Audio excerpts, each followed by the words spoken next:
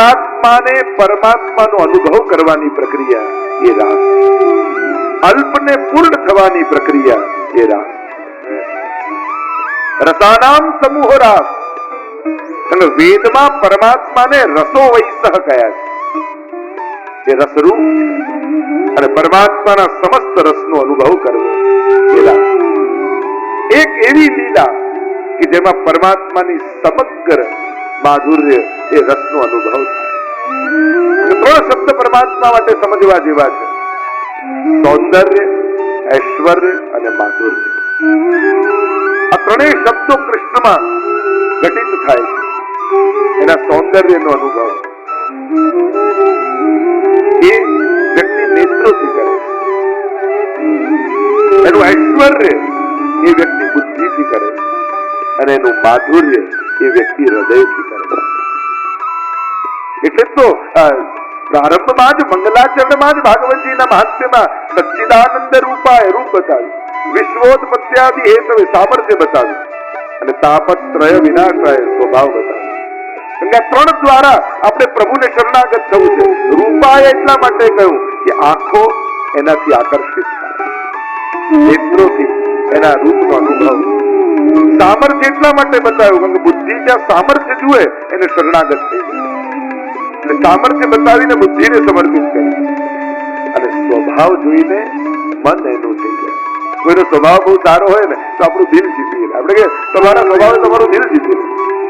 તો સ્વભાવ બતાવ્યો અને સ્વભાવ બતાવીને ઠાકોરજીમાં ભક્તનું મન સમર્પિત થઈ જાય.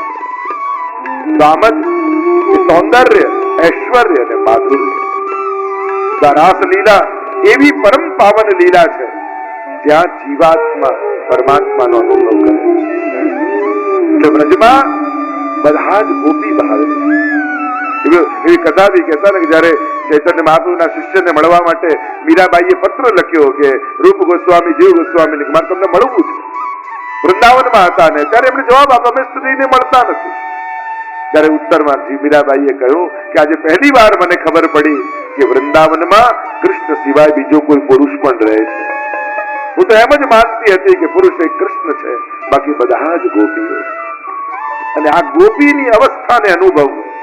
ત્રણ પ્રકારના ભાવ તમને દશમસ્કંદમાં જોવા મળશે. એક સાધારણ ભાવ, એક ઉપજાત, એક મધ્યમ ભાવ એ અષ્ટપટરાણીઓનો અને ઉત્તમ ભાવ એ ગોપીજનો. આ ત્રણેય સ્ત્રી પાત્રો તમને દશમસ્કંદમાં મળશે. આ ગોપીની અવસ્થાનો અનુભવ એ રાસ. આવો પ્રવેશ કરીએ રાસલીલામાં. શ્રી મહાપ્રભુજી સુબોધનજીમાં આજ્ઞા કરે છે, બ્રહ્માનંદા સમુદ્રસ્ય ભજનાનંદ યોજને લીલાયા યુજ્યતે સમ્યક સાતુર્ય વિનિરૂપ્યતે. મહાપ્રભુજી આજ્ઞા કરે છે કે બ્રહ્માનંદ સુધીનો અનુભવ વ્રજભક્તોને થઈ ચુક્યો. શાસ્ત્રોમાં ત્રણ પ્રકારના આનંદ બતાવ્યા છે: વિષયાનંદ, બ્રહ્માનંદ અને ભજનાનંદ.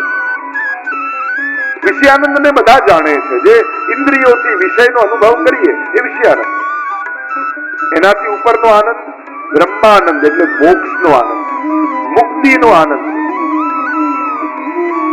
ઋષિઓને મોક્ષનો આનંદ અનુભવાય, પણ ભાગવતજીમાં ભગવાને એનાથી પણ પરનો આનંદ બતાવ્યો અને એ છે સ્વરૂપાનંદ. કે મુક્તિ આપનારા જે પરમાત્મા છે એ પરમાત્માનો આનંદ એ ભજનાનંદ કહેવાય. મોક્ષ એટલે મિશ્રી થઈ જવું અને સ્વરૂપાનંદ એટલે મિશ્રી ચાખવી. મિશ્રી થઈ જવામાં જેટલો આનંદ નથી એટલો મિશ્રી ચાખવામાં, અને એ ચાખવું એ સ્વરૂપાનંદ. તો કહ્યું કે બ્રહ્માનંદ સમુદ્રસ્ય ભજનાનંદ યોજને એટલે કે વ્રજભક્તોને મોક્ષના આનંદમાંથી કાઢી અને હવે સ્વરૂપાનંદનો અનુભવ, પરમાત્મા એમને સર્વોચ્ચ આનંદની અવસ્થાનો અનુભવ કરાવશે. એ પ્રક્રિયાનું નામ રાસ. કારણ કે પ્રેમના ગણિત કંઈક જુદા છે. એ સાંસારિક ગણિત જેવા ન હોય. પ્રેમની ભાવના કંઈક જુદી હોય, એની અવસ્થા જુદી હોય, એની દ્રષ્ટિ જુદી હોય. અને એ પ્રેમની સર્વોચ્ચ અવસ્થાનો અનુભવ આ રાસમાં થશે.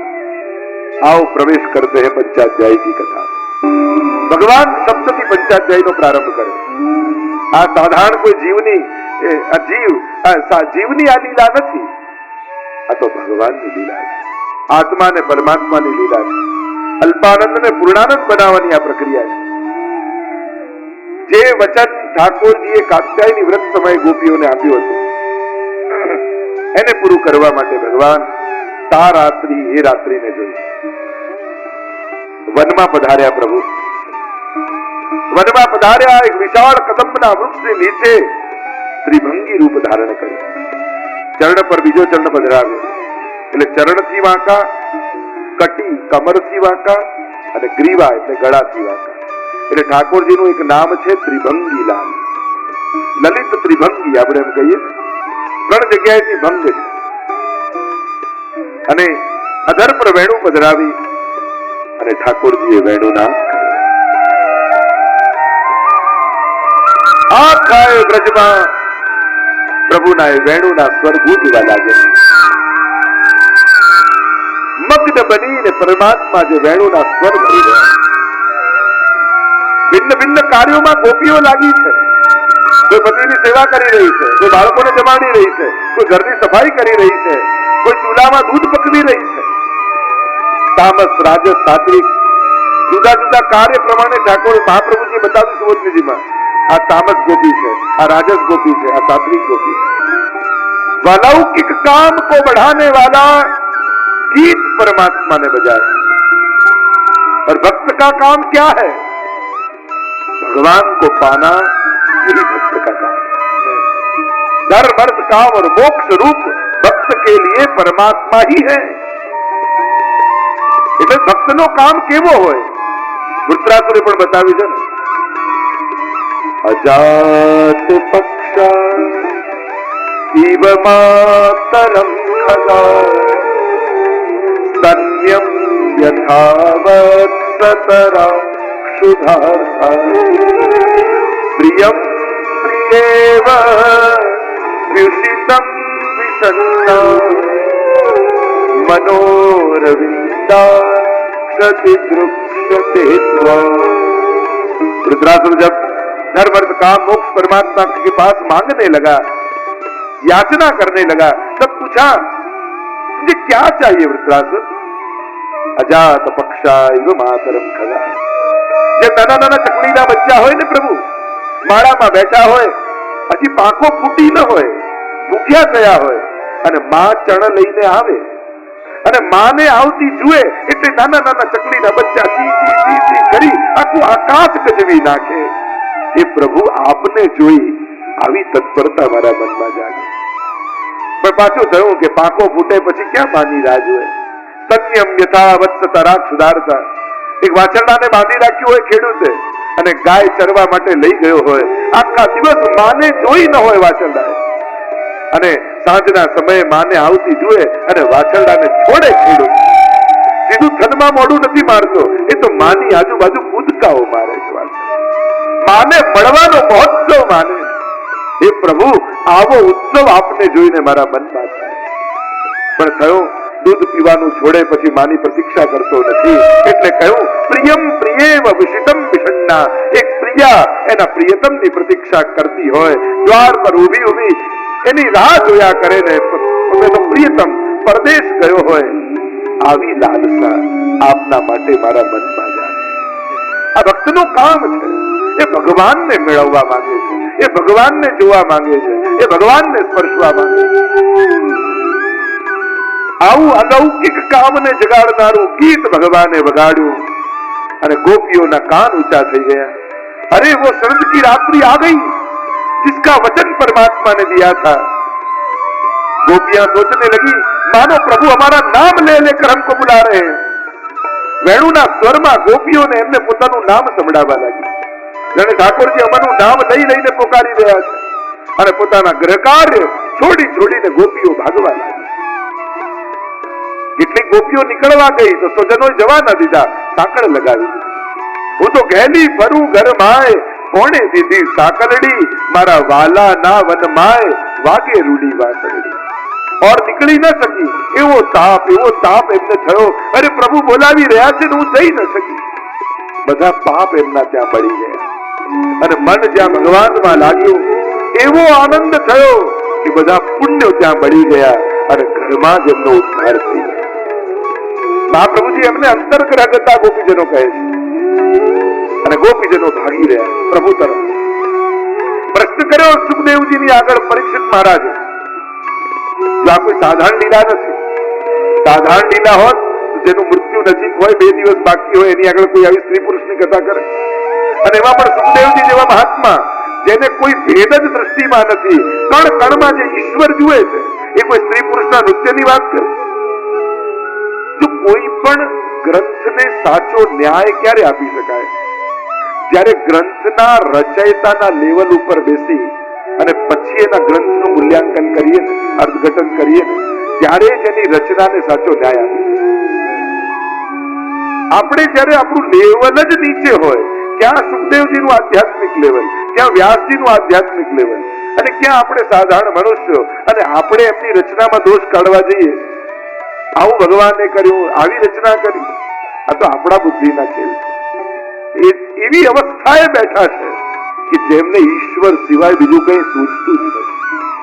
સર્વભૂત હૃદયમ મુનિમાનતોસ્મિ. કણ કણમાં ઈશ્વર સિવાય એને કાંઈ કોઈ દેખાતું નથી, એવા સુખદેવજી. એ કોઈ સ્ત્રી પુરુષની ગાથા ન ગાય, એ તો જીવાત્મા ને પરમાત્માના મહાસંગમની આ કથા છે. ભાગી રહ્યા છે ને પરીક્ષિત મહારાજને પોતાને શંકા થઈ. ત્યાં ગોપીઓ તો સ્નેહ ભાવથી દોડે છે ઠાકોરજી તરફ, છતાંય એમનો સંસારનો નાશ કઈ રીતે થયો, ભગવાનની પ્રાપ્તિ કઈ રીતે કરી શકી? સુખદેવજી કહેવા લાગ્યા, કયા ભાવે દોડે છે ન જોઈશ, કોની તરફ દોડે છે. કામમ ક્રોધમ ભયમ સ્નેહમ ઐક્યમ સૌહૃદમેવ ચ નિત્યમ હરૌ વિદધતો યાંતિ તન્મયતા. કોઈ પણ ભાવે ભગવાન સાથે જોડાઓ, એ તો કલ્યાણ જ કરે. કામમ ક્રોધમ, શિશુપાલને ક્રોધ આવ્યો, 100 શબ્દો ભગવાનને બોલ્યો, અને ભગવાને વિચાર કર્યો, તે મને 100 વાર યાદ કર્યો, લાવ તારો ઉદ્ધાર કરી દે. ભયમ, કંસને ભય લાગ્યો, બધામાં કૃષ્ણ દેખાવા લાગ્યા, સિપાહીમાં, દ્વારપાલમાં, પત્નીમાં, એવો ભય કંસને લાગ્યો. કંસને પ્રભુ વિચાર કર્યો, અરે તને તો સર્વાત્મ ભાવ થઈ ગયો, બધે હું દેખાઉં છું, લાવ તારો ઉદ્ધાર કરી દે.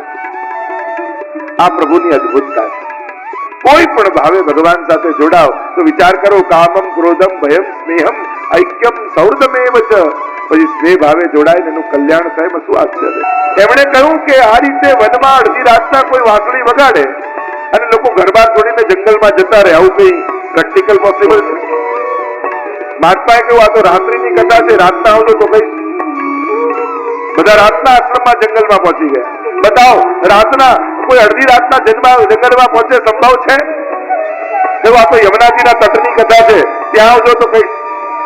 અને યમુનાજીના તટ ઉપર રાતના ચાલો ચાલો બતાવો, અડધી રાતના કોઈ વેણું વગાડે, લોકો ઘર-બાર છોડીને જંગલમાં પહોંચી જાય, આવું કોઈ સંભવ છે? ત્યારે મહાત્માએ કહ્યું, પ્રભુએ વેણું વગાડીને ગોપીઓ જંગલમાં પહોંચી, એ તો પછીની વાત, પણ એ કથામાં તમને એટલો રસ આવ્યો કે કથા સાંભળવા તમે ઘર છોડીને વનમાં આવી ગયા, તો જેને વેણું સાંભળી હોય એ ઘર છોડીને વનમાં જાય, એમાં શું આશ્ચર્ય? સ્વાગત છે ગોપીઓ તમારું. આમ અડધી રાતના વનમાં કેમ આવ્યા? અને ગોપીઓ તો ચકિત થઈ ગઈ, જાણે વેણું તો એવી રીતે વગાડી અમારું નામ લઈ લઈને બોલાવતા હોય, અને અહીંયા એમ પૂછે છે શા માટે આવે? અરે સ્ત્રી આમ અડધી રાતના વનમાં આવું ઠીક નથી. જાઓ, ભલે જાઓ. તમારા સ્વજનો તમારી પ્રતીક્ષા કરતા હશે, તમારી રાહ જોતા હશે, તમારા બાળકો, તમારા માતા પિતા બંધુ સખા તમારી ચિંતા કરતા હશે. પતિની સેવા કરવું એ સ્ત્રીનો ધર્મ છે. રોગી હોય, નિર્ધન હોય, વૃદ્ધ હોય, ગરીબ હોય, તમે એમની ચાકરી કરો, તમે સેવા કરો, એને પ્રસન્ન કરો. અહીંયા કેમ આવ્યા? મારી પાસે કેમ આવ્યા? 10 શ્લોકમાં પરમાત્માએ ધર્મનો ઉપદેશ આપ્યો. ગોપીઓ સાંભળે, શાંત ચિત્તે શ્રવણ કરી રહી છે, અને પ્રભુએ જ્યાં ઉપદેશ આપ્યા, અને હવે ગોપીઓ બોલી 11 શ્લોકમાં ઉત્તર આપ્યા. વૈવમ વિભોરતી ભવાન ગતિતુમ સંસમ સત્યક્ષ સર્વ વિષયા તવ પાદ મૂલમ. પ્રભુ આપ અમને ઘરે જવાનું કહો છો, આપ અમને ધર્મનો ઉપદેશ આપો છો. પ્રભુ, દરેક ધર્મ ધર્મી મેળવવા માટે હોય, ધર્મીને પ્રસન્ન કરવા માટે હોય. કોઈ ગુલાબનું છોડ વાવે અને એની રક્ષા માટે કાંટાની વાડ કરે, અને કાંટાની વાડ સાચવવામાં એટલો મશગુલ થઈ જાય કે છોડને પાણી પાવાનું ભૂલી જાય. એ તો મૂર્ખ કહેવાય પરમાત્મા. પ્રભુ એ તો મૂર્ખ કહેવાય. એમ પ્રભુ આ ધર્મ એ કાંટાની વાડ છે અને આપ એ ગુલાબનું છોડ છે. આપના પામવા માટે તો બધા ધર્મો કર્યા છે, અને જયારે આપ મળ્યા છો અને હવે આપણે ધર્મ સાચવવા મોકલો, એ તો ગલત કહેવાય. એનાથી મોટો અધર્મ બીજો શું હોય? અને પ્રભુ આપે જે ધર્મો કયા એ બધા ધર્મો સ્ત્રીના ધર્મો. અને એક વસ્તુ પ્રભુ યાદ રાખો, આપની વેણુના સ્વર અમારા કાનમાં જે ક્ષણે પડ્યા ને, એ જ ક્ષણે અમારી દેહ બુદ્ધિ તો સમાપ્ત થઈ ગઈ. અહીંયા કોઈ સ્ત્રી નથી આવી, અહીંયા તો જીવાત્મા પરમાત્માને મળવા માટે આવી. અને જીવાત્માનો એક જ ધર્મ છે, યો યદંશ સતમ ભજે. જે જેનો અંશ હોય એને અંશીને ભજવો, એ જ જીવાત્માનો પરમ ધર્મ. એટલે પ્રભુ અમારા ધર્મ અમને ન શીખવાડો. અમે જાણીએ છીએ અમે અહીંયા કોઈ સ્ત્રી બુદ્ધિથી નથી આવ્યા, તે બુદ્ધિ તો ઘરે મૂકીને આવ્યા છે. અહીંયા તો આત્મ બુદ્ધિથી આપને પામવા આવ્યા છે. અને આત્માનો એક જ ધર્મ પરમાત્માને ભજવા. અને પ્રભુ આપ કહો છો પતિ, બંધુ, સખા, ભાઈ બધા આપની પ્રતીક્ષા કરતા હશે. પ્રભુ આ જેટલા સંબંધીઓ છે એ બધા આ જન્મના છે. જ્યારથી આ દેહ શરીર મળ્યો ત્યારથી. ગયા જન્મમાં બીજું શરીર હતું તો આ બધા જુદા હતા. આવતા જન્મમાં બીજું શરીર આવશે તો આ સંબંધીઓ જુદા હશે. પણ દરેક જન્મમાં આત્માના પતિ તો આપ જ હતા, આપ જ છો અને આપ જ રહેવાના છો. એટલે સાચો સંબંધ તો આપની જોડે જ છે. બાકી બધા તો દેહની સાથે જોડાયેલા. પ્રભુ સંબંધીઓને છોડ્યા છે પણ સ્નેહ લઈને આવે છે. વ્યક્તિઓને છોડ્યા છે પણ વૃત્તિ તો લઈને આવે છે. હવે આપ જ બંધુ, આપ જ સખા, આપ જ પતિ, આપ જ પિતા. સર્વદા સર્વભાવેન ભજનીયો વ્રજાધિપ સત્યાયમેવ ધર્મો હિ નાન્યક્વાપી કદાચન. આ જ એકમાત્ર ધર્મ છે, બીજો એકે નહીં. ભક્ત આત્મા માટે એ પરમાત્માને પામવા, એને ભજવો, એ જ આત્માનો પરમ ધર્મ છે. શાસ્ત્ર કહે એટલે તે ધર્મ અને આત્મધર્મ એ બે ધર્મ બતાવ્યા. બે ધર્મ બતાવ્યા. તિતિક્ષમા તમો સ્તેયમ શૌચમ ઇન્દ્રિય નિગ્રહ ધી વિદ્યા સત્યમ ક્રોધો દશકમ ધર્મ લક્ષણમ. દયા રાખવી, દાન કરવું, સાચું બોલવું, આ બધા છે ને એમના શરીરના ધર્મ. તમે મનુષ્ય છો તો તમારે આ કરવું જોઈએ. પણ સમજવાનું એ કરો છો તો કોઈના પર ઉપકાર નથી કરતા, નથી કરતા તો અપરાધ કરો. આ કર્તવ્ય કહેવાય. કરો છો તો કોઈના પર ઉપકાર નથી કરતા. ઘણા લોકો પોતાના સ્વકર્તવ્યોને પણ બીજા પર ઉપકારની જેમ ખપાવતા હોય. પણ હું સાચું બોલું છું ને તો એમાં કોઈ નથી મોટી વાત. સાચું બોલવું જ જોઈએ. પણ હું ચોરી નથી કરતો તો કોઈના પર ઉપકાર નથી કરતા, ન જ કરાય. પણ હું દયા રાખું છું ને